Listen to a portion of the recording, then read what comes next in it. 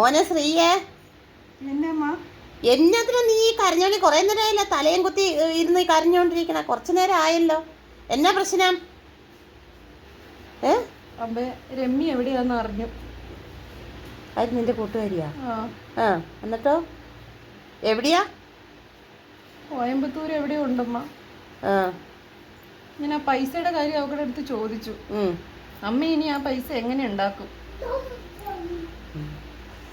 ഞാൻ എന്നാ നിന്നോട് മറുപടി പറയണേ?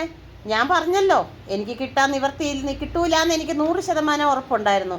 അതന്നും ഞാൻ മോനോട് പറഞ്ഞതല്ലേ, അത് കിട്ടത്തില്ല, അവളത് കൊണ്ടുപോയതാണ്, അത് പറ്റിക്കുമെന്ന്. അപ്പം നീ അന്നേരം ആ ഒരൊറ്റ വിഷയത്തിൽ പറഞ്ഞ് നമ്മൾ തമ്മിൽ എന്തോ ഒരു വഴക്കെന്നെ പറഞ്ഞു മോനെ.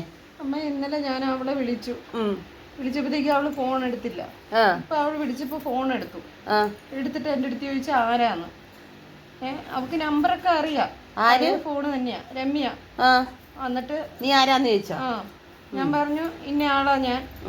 എടി നീ എവിടെയാന്ന് ചോദിച്ചു. ഇതൊക്കെ അറിയേണ്ട കാര്യം നിനക്ക് എന്നാന്ന് ചോദിച്ചു എൻ്റെ അടുത്ത്.